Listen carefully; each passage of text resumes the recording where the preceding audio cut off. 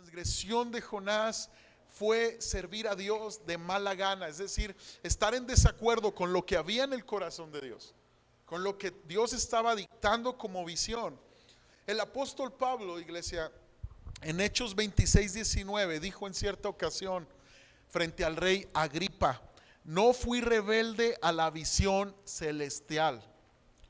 Escucha con atención, iglesia, se nos ha dado una visión del reino de Dios en su palabra. Se nos ha dado una visión de lo que es la iglesia en su palabra. Y Pablo es un ejemplo de que él no fue rebelde a lo que Dios le mostró del evangelio. Así tú y yo, cada cristiano, debemos de ser fieles a la visión del evangelio que nos muestra en su palabra. Tal vez no todos los cristianos puedan decir lo mismo. Hay quienes son calladamente desobedientes a Dios o están en un silencioso desacuerdo con el Dios todopoderoso. Y esto es una arrogancia, amados, porque es como, imagínate esto, escoger los aspectos de la voluntad de Dios que vamos a escoger. Eso es una arrogancia, porque si vamos a hacer la voluntad de Dios, vamos a hacer la voluntad de Dios, no decir: Señor, en esto sí quiero rendirme y en esto no. En esto sí creo que me corresponde obedecerte, en esto no. Esto es una arrogancia. Y Jonás había oído la voz del Señor, iglesia, había recibido una revelación sabia de lo que Dios tenía para Nínive, el pueblo de Nínive, pero estaba en desacuerdo con Dios. Vamos a Jonás, acompáñame al libro de Jonás, por favor, capítulo 1, verso 1 al 3.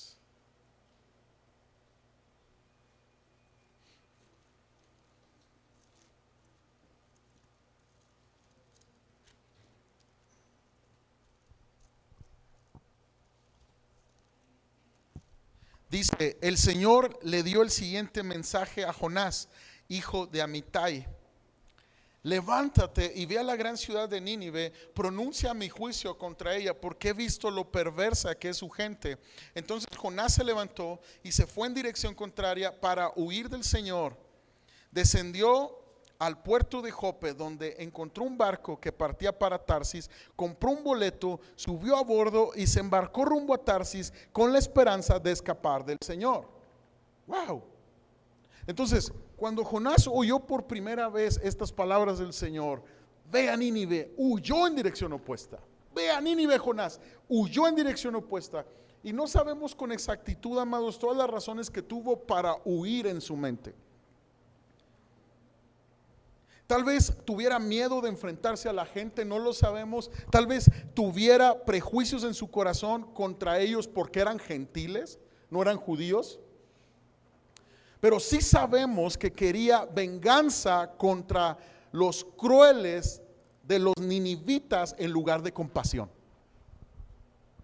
Y cuando tú y yo queremos venganza en contra de aquellos que nos han pagado mal, o venganza contra aquellos que nos han hecho un daño, y no tenemos compasión, tú y yo estamos sirviendo a Dios de mala gana. Tú y yo estamos en desacuerdo con la voluntad de Dios, porque la voluntad de Dios es que el pueblo, su pueblo, proclame a un Dios compasivo y misericordioso. Y si Dios nos está mandando a un mundo a hacer luz, a predicar el evangelio, si tú y yo no tenemos compasión, estamos en desacuerdo con el corazón de Dios. Ahora, Dios en su bondad le dio una segunda oportunidad, a pesar de que había echado a perder la primera. Vamos a Jonás capítulo 3, verso 1 y 2. El Señor habló por segunda vez a Jonás: levántate y ve a la gran ciudad de Nínive y entrega el mensaje que te he dado. Y esta vez Jonás obedeció el mandato del Señor y fue a Nínive, una ciudad tan grande que tomaba 3 días recorrerla toda. La segunda vez se obedeció. Y sabes, Dios es el Dios de la segunda oportunidad. Y yo creo que aquí habemos todos que estamos aquí, que necesitamos una segunda oportunidad cada momento. Por nuestra imperfección, muchas veces por nuestro descuido espiritual. Y escucha con atención, Dios nos la da. Pero escucha, amado, la gracia se debe de valorar y la gracia se debe atesorar para tener esa convicción que tenía el apóstol Pablo. La gracia de Dios no ha sido en vano, antes bien he trabajado más que los demás. Yo quiero decirte, iglesia, recuerda de dónde Dios te sacó, recuerda el evangelio en cada momento para que seas un apasionado obediente de la voluntad de Dios. Recordar de dónde Dios me sacó, dónde estaba mi vida, la compasión que mi Cristo tuvo por mí para yo también ser compasivo, para yo también ver por el pecador que conozca la verdad de Cristo, para yo también ver por mi familia. Sí, me ha ofendido mi familia, pero necesito perdonar. Y la voluntad de Dios es que tú perdones, y la voluntad de Dios es que tú seas misericordioso. Porque Dios fue misericordioso para ti, contigo. Tal vez tú te sientas tentado a decir, ¿por qué Dios le dio otra oportunidad a este familiar mío, a este compañero de trabajo? Porque Dios le está dando misericordia a este hermano después de lo que me hizo. No se lo merece. Yo te quiero decir algo, iglesia. Jonás estaba recibiendo una segunda oportunidad en el capítulo 3, y en lo personal, yo te lo digo, no me parece que pueda ser demasiado crítico con respecto al retraso de Jonás en responder a algo que Dios le había dicho que hiciera. Porque yo mismo, amados, yo mismo he tenido esa misma actitud. Y yo sé que tú también. Dios se glorificará en lo imposible, recuerda, iglesia. Aunque algo parezca imposible, Dios puede usarlo para glorificar su nombre. El libro de Jonás es en realidad un libro de victoria. Aunque Jonás no disfrutó la victoria de Dios, pero es un libro de victoria de lo que Dios puede hacer, que Dios puede transformar una ciudad, una familia, un matrimonio. Dios puede cambiar nuestra generación. En los dos primeros capítulos del libro vemos que Jonás hizo lo que no debía, huyendo de Dios. En los capítulos 3 y 4 hizo lo que debía, pero con una actitud incorrecta. Lo hizo de mala gana, frustrado, enojado. Y la palabra del Señor llega por segunda vez y le dice: levántate y ve a Nínive, aquella gran ciudad, proclama en ella el mensaje que yo te diré. Ahora, Dios tiene sentido del humor, porque escogió un judío conservador para predicarle a una ciudad gentil, pecadora, a una ciudad alejada de Dios. Incluso era una ciudad de los opresores, una ciudad cruel con Israel. Jonás le estaría predicando a sus enemigos. Escucha con atención. Había algo en el corazón de Jonás, pero no era el avivamiento que Dios quería traer a Nínive. Había algo en el corazón de Jonás, pero no era la restauración que Dios quería traer a Nínive, sino la venganza. Él quería que Dios vengara a su pueblo por lo crueles que habían sido los ninivitas con ellos. Su oración decía: Señor, haz justicia, detén tu gracia, ayúdanos a vengarnos de esta gente. Tenía una actitud crítica, una persona religiosa hacia aquellos gentiles y mundanos. No se daba cuenta que Dios le estaba tratando de mostrar que su plan era llevar su palabra a todas las naciones. Amados, Cristo se reveló a través de una nación que es la nación de Israel. ¿Para qué, amados? Para revelarse a todo el mundo. Porque de tal manera amó Dios al mundo que ha dado a su único Hijo, para que todo aquel que en él cree no se pierda, mas tenga vida eterna. Dios amó al mundo, no a unos cuantos. No, al mundo. ¿Qué quiere Dios para tu familiar que no quiere nada con él? Que se arrepienta y reciba al Señor Jesucristo y sea restaurado. ¿Qué quiere Dios para esta generación en medio de tanto desorden sexual, inmoralidad? Que se arrepientan y sean restaurados. Dios quiere transformar Chihuahua. Dios quiere transformar nuestras preparatorias, las secundarias, las primarias. Dios quiere cambiar el corazón del ser humano. Yo te quiero decir algo. Muchas veces como iglesia estamos en desacuerdo con eso, por el juicio, porque queremos venganza de los que nos han lastimado y no concebimos en la mente como un pecador pueda disfrutar el mismo platillo que yo estoy disfrutando a la mesa de Dios. Pero ese es Dios. Ese es Dios. Muchas veces nuestras conclusiones, aunque seamos cristianos, son abiertamente opuestas a las de Dios. Y el Nuevo Testamento usa un término para describir estas conclusiones erróneas. ¿Sabes cómo las llama el Nuevo Testamento? Fortalezas. Yo tengo una fortaleza en mi mente cuando yo dicto un juicio contra alguien, sin contar que Dios tiene un plan para esa persona. Una fortaleza es una mentira, una conclusión errónea que hemos aceptado como cierta y suele estar tan afirmada en nuestra mente que la luz del Espíritu Santo no puede penetrar en ella. ¿Y cómo se echa abajo una fortaleza? Si es un pensamiento de crítica, si es un pensamiento de legalismo en mí que no me deja ver el amor de Dios a otros, ¿cómo lo puedo derribar? ¿Cómo se puede caer? Con el poder de Dios. Tú y yo necesitamos ser una iglesia que con constancia y perseverancia se llena del Espíritu Santo y del amor de Dios. Tú y yo tenemos que ser discípulos que recuerdan la cruz y de dónde Dios nos sacó, para que nuestro corazón sea tierno y sea pronto para amar y para pedir misericordia para aquellos que lo necesitan. Hay un juicio que vendrá al mundo. Dios quiere juicio.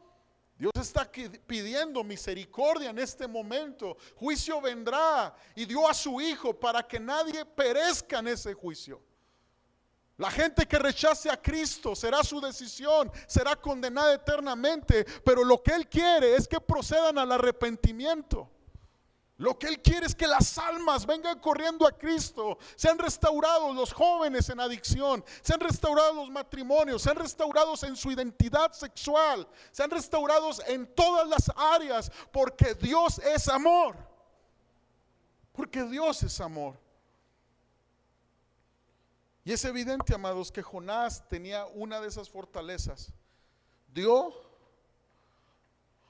por sentado, que a Dios en realidad no le interesaba Nínive, y eso era mentira.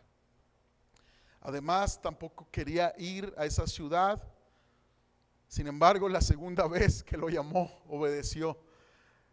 Vamos al capítulo 3, verso 3 al 4, dice: y esta vez Jonás obedeció al mandato del Señor y fue a Nínive, una ciudad tan grande que tomaba 3 días recorrerla toda. El día que Jonás entró en la ciudad, proclamó a la multitud: dentro de 40 días Nínive será destruida. Y en estos 2 breves versículos, amados, se encuentra todo el mensaje de Jonás, toda su prédica en esta ciudad. Pero se le olvidó algo: incluir la segunda parte. Si se arrepienten, Dios los perdonará. Va a venir destrucción. Estaba bien su bosquejo, está bien, predica así, Jonás, predica que va a haber un juicio. Pero la segunda parte, Jonás, es que si ellos se arrepienten, Dios los va a perdonar. Y yo creo que muchas veces la iglesia, amados, está sirviendo a Dios de mala gana por no recordar que si hay un arrepentimiento sincero, Dios perdona. Por no abrazar la voluntad de Dios correctamente, misericordia.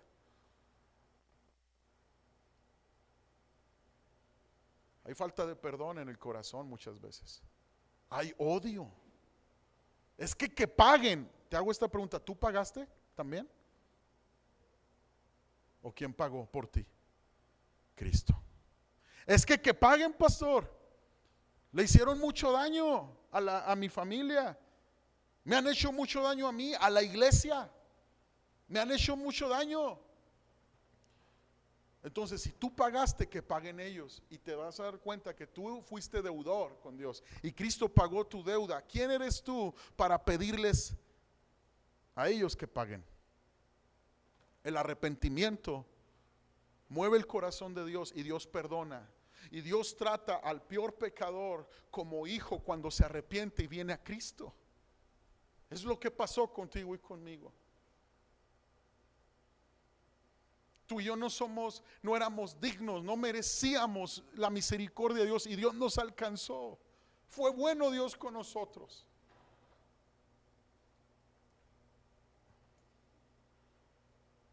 El rey les ordenó a todos, el rey de Nínive, ciudadanos ricos y pobres, que ayunaran, se vistieran de cilicio, símbolo de arrepentimiento y de humildad ante Dios. Llegó la noticia hasta el rey de Nínive, se levantó de su silla, se despojó de su vestido, se cubrió de cilicio, se sentó sobre ceniza e hizo proclamar y anunciar en Nínive, por mandato del rey, que iban a creer en Dios y arrepentirse de sus pecados. Yo quiero preguntarte esto, iglesia. ¿Te emocionas cuando ves a pecadores venir a Cristo? ¿Te emocionaría ver Chihuahua venir a Cristo? ¿Te emocionarías que hubiera filas de pecadores queriendo entrar a la iglesia? ¿Ardería tu corazón por las almas perdidas? Imagínate lo que podría suceder si nuestros líderes civiles lanzaran una proclamación como esta en nuestra ciudad, en nuestro estado. No se ha adorado otro Dios en Chihuahua, en México, que solo el Señor Jesucristo.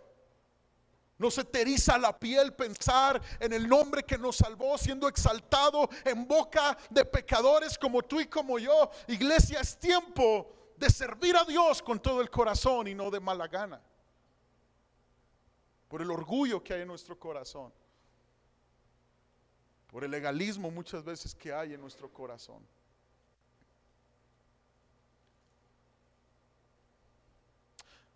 Amados, hoy en día hay gente que tiene ideas acerca del avivamiento. Cuando tú escuchas esa palabra avivamiento, tú piensas tal vez en iglesias llenas, tú piensas tal vez en mucha gente venir a Cristo, pero escucha con atención.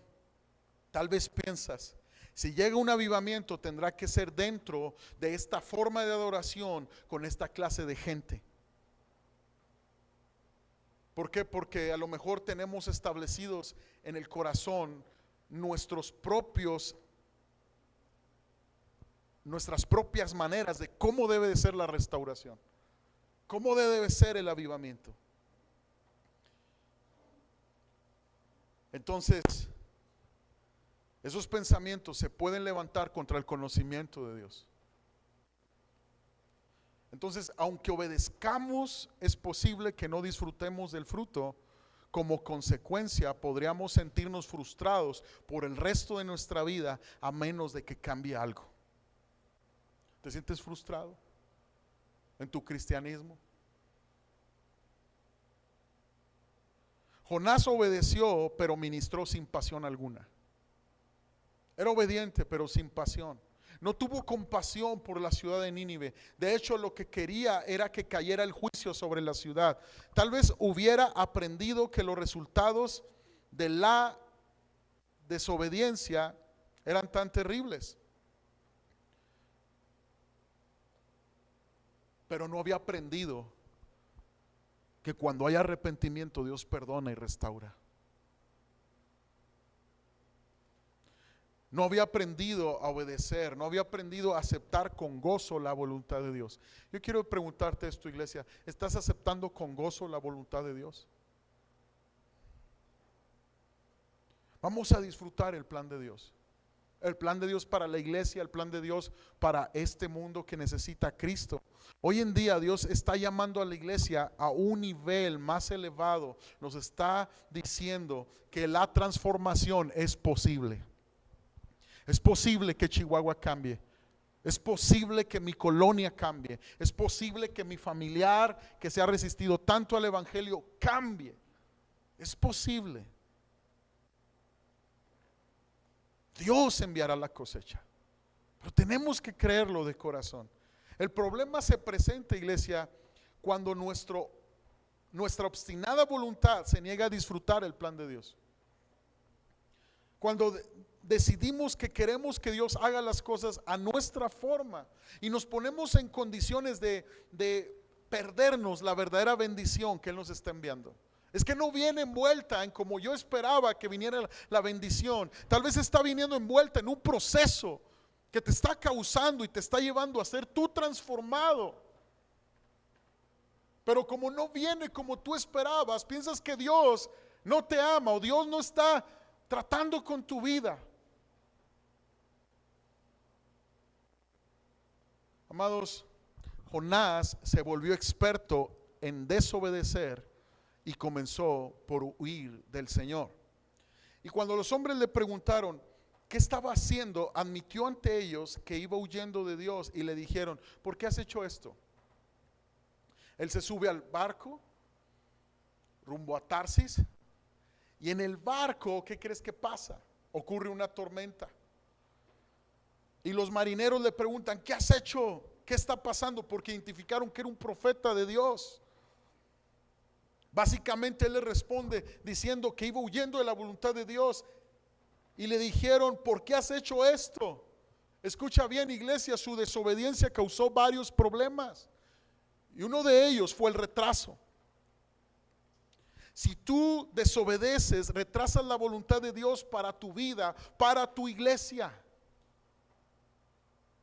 Hay una ley que deben obedecer todos los seres humanos, por espirituales que sean, y es la ley del tiempo. El tiempo no es eterno en esta tierra, amados.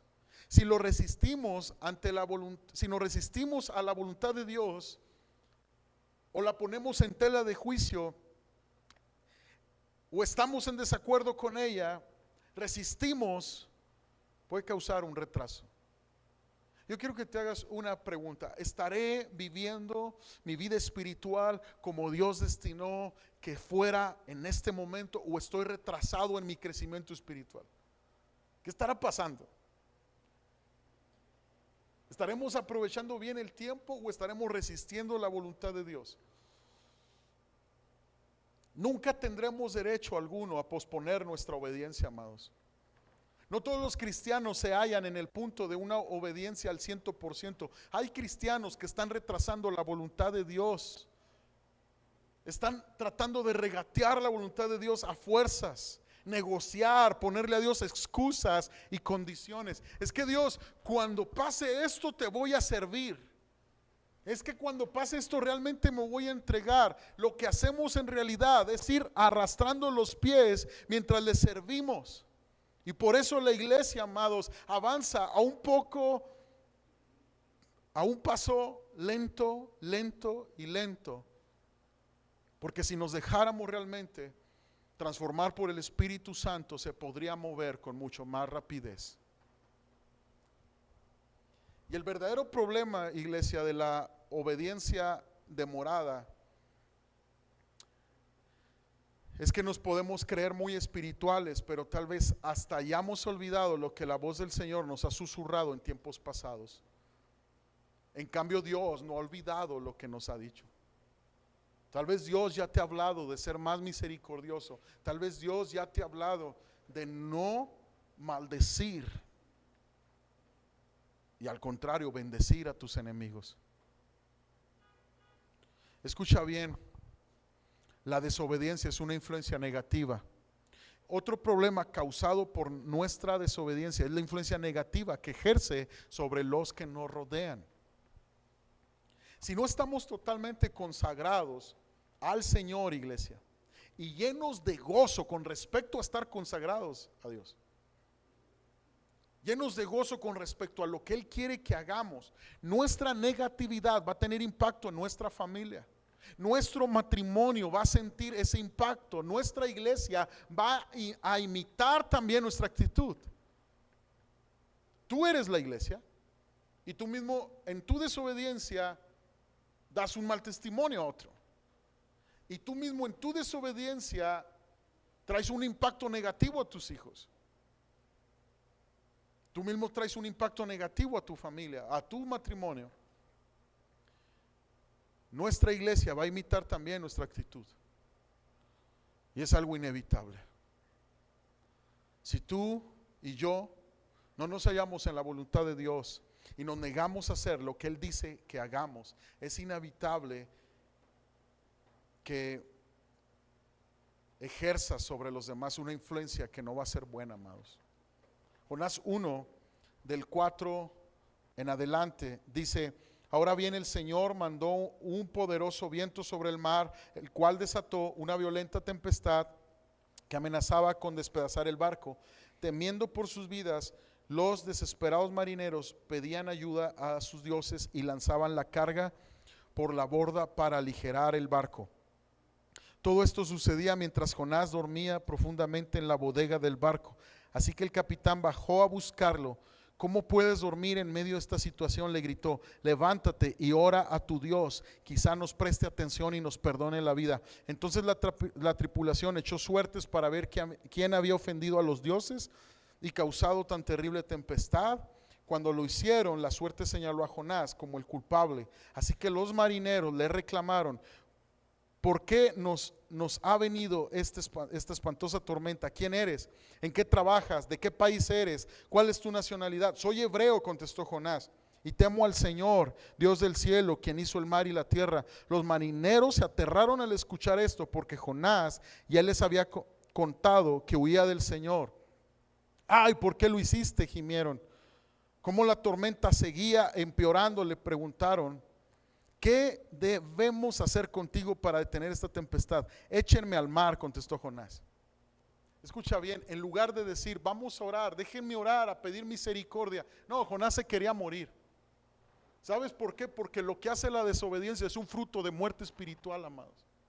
En lugar de decir: espérenme, marineros, perdónenme, yo mismo los metí en esta bronca, vamos, déjenme, me arrepiento, vamos a arrepentirnos todos, a confesar que Dios es único, soberano, Él es Dios. No, ya me aviento, aviéntenme. Y muchos están así, se salen de los propósitos de Dios cuando pecan, se dejan meterse a la culpabilidad, a la condenación. La regué, mejor me voy. ¿Qué es eso? Cuando tenemos un Dios misericordioso, lleno de amor, lo que pasa es que la desobediencia, si no es llevada a la cruz de Cristo, trae una muerte espiritual. Y cuando un matrimonio tiene problemas, si no es llevado a la cruz, y ese matrimonio no busca la cruz para arrepentirse de su orgullo, de su falta de perdón, escucha bien, es mejor huir del matrimonio. Eso es mentira. La desobediencia siempre trae muerte. Toda desobediencia debe ser llevada a la cruz para restauración. Toda desobediencia tiene que ser llevada a Cristo para ser sanada, limpiada y purificada. Así que los marineros lo arrojaron al mar y un gran pez llegó y se lo tragó sin matarlo. Y son asombrosas, amados, las cosas que tiene que hacer Dios con los rebeldes, ¿no crees? Nos tiene que rodear toda la creatividad del cielo para que de alguna manera regresemos al camino. Un gran pez, un gran pez. Dios es tan bueno y tan creativo. Pues, ¿qué creen? Fue tragado vivo Jonás. 3 días en un apestoso pez.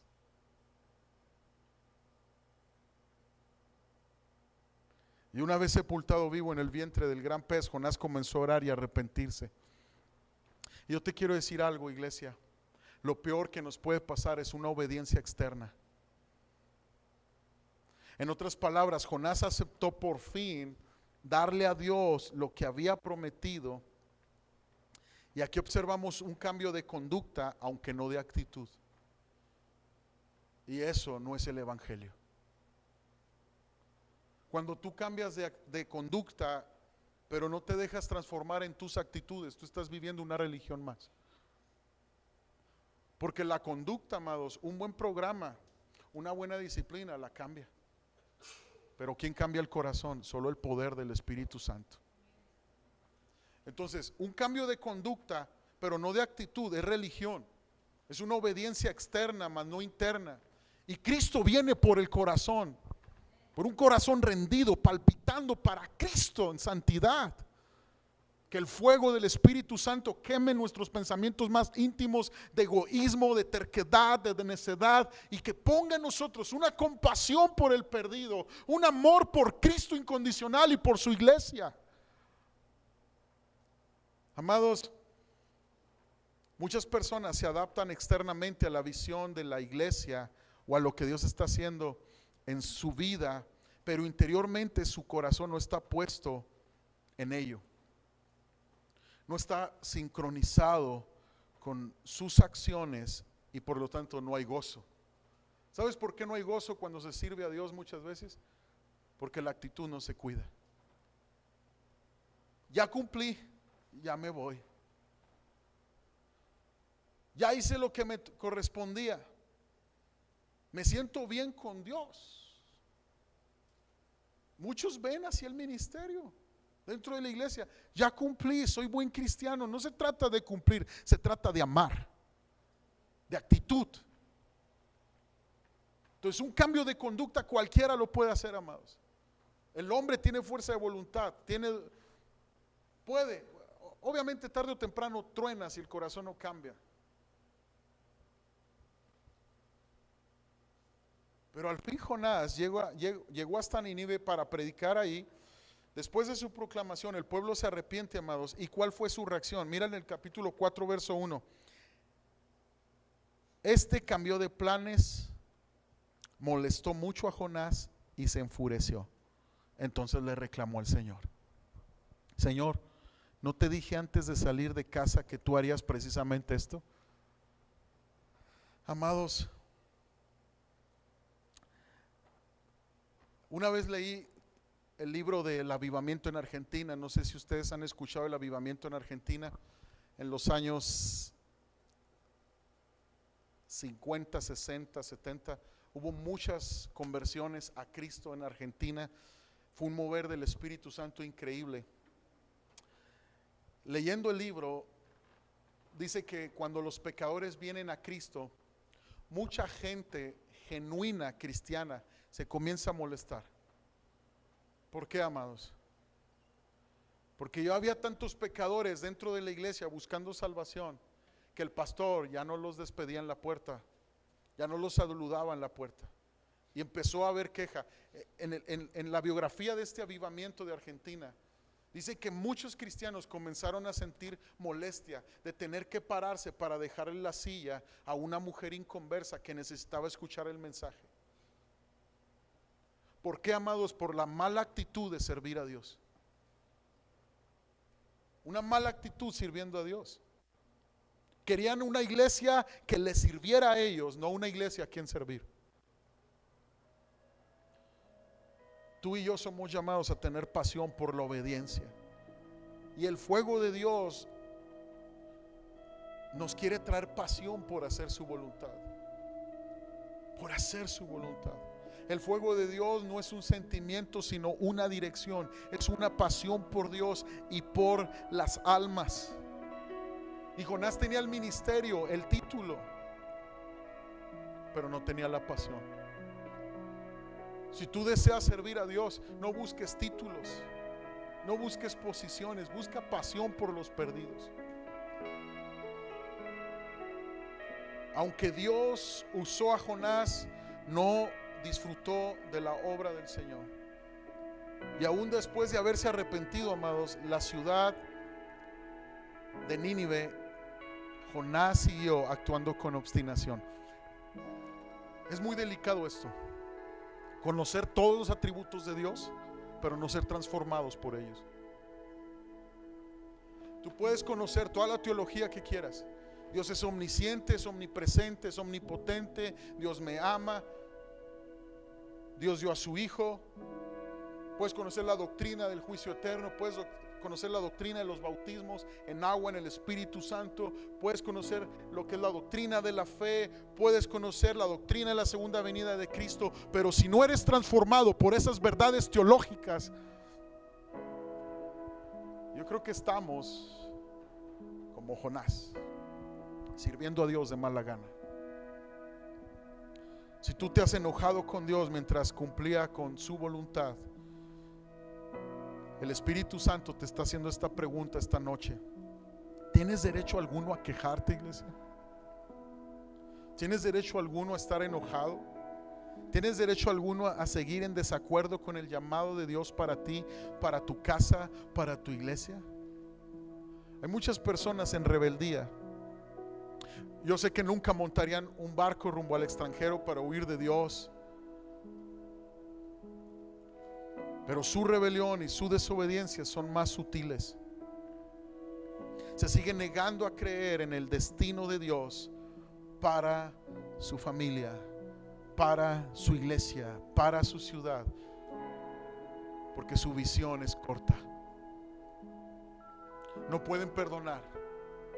Se les ha olvidado el evangelio, que Dios también los perdonó a ellos. Jonás seguía teniendo la esperanza de que Dios destruyera a aquel pueblo rebelde y malvado y perverso. Así que se sentó a vigilarlos, ahí en el capítulo 4. Y Jesús está de pie frente a ti en esta noche, iglesia. Y quiero decirte algo: no permitas que una ofensa que recibiste haga que caigas en la trampa de Jonás. Estar viendo a quienes te ofendieron, esperando que algo malo les pase. No seamos una iglesia que se goza en las caídas del otro. Si tú sientes como un placer cuando te llega un chisme del desastre de otro, tú tienes el problema de Jonás, porque la iglesia estaría doliéndose con el que duele y alegrándose con el que ríe. Si tú no te puedes gozar de las bendiciones de tu hermano en Cristo, si tú no te puedes gozar con que a otro Dios lo esté usando, con que Dios lo esté levantando, ardes de envidia, de celos, de contienda, tú tienes el problema de Jonás. Sirves con conducta a Dios, pero no con una buena actitud. Dios va a usar a gente consagrada para realizar su voluntad en su iglesia, amados. Y termino con esto. ¿Has puesto un punto muerto? En un punto muerto algunas órdenes que Dios te ha dado. Jesús le dijo a su generación: a esta generación le daré la señal de Jonás. Como Jonás, yo voy a morir y al tercer día voy a resucitar. Jonás estuvo 3 días y 3 noches en ese pez. Después salió. Fíjate la gracia que Dios le dio para ser un tipo de Jesucristo aún en su crisis. Pero él no lo vio, no fue transformado por la gracia. Y sabes, Jesús, cuando dice señales voy a dar, la de Jonás, se está refiriendo a esto. Yo les voy a enseñar lo que es realmente servir a Dios con una buena actitud. Porque cuando estuvo en el huerto de Getsemaní, Jesús dijo: hágase tu voluntad y no la mía. Eso es servir a Dios en conducta y en actitud. Si tú y yo buscamos un profeta que nunca se equivocó en la Biblia, no vamos a encontrar a nadie. Pero si tú y yo buscamos a Cristo, vamos a tener gozo y una bendición, porque Él nunca se equivocó. Fue a la cruz por ti y por mí, y su obediencia es nuestro ejemplo. es nuestro destino. Su camino es nuestro camino. Su victoria es nuestra victoria. Podremos ser una iglesia que podamos decir en cada área de nuestra vida: tu voluntad, Señor, y no la mía. O seremos como Jonás. ¿Por qué no los matas? ¿Por qué no los destruyes? Mira lo que nos hicieron. ¿Cuál será nuestra actitud, iglesia? Ponte de pie, por favor. Señor, queremos pedirte perdón si en nuestro corazón ha estado esta transgresión de no estar de acuerdo con tu voluntad, de no gozarnos con los que se gozan, de no llorar con los que lloran, de enojarnos cuando un pecador que no merece misericordia obtiene misericordia. Perdónanos, Dios. Perdónanos cuando la ofensa ha cegado nuestros ojos y nos hemos convertido en gente que no da misericordia. Señor, queremos proclamarle a nuestra familia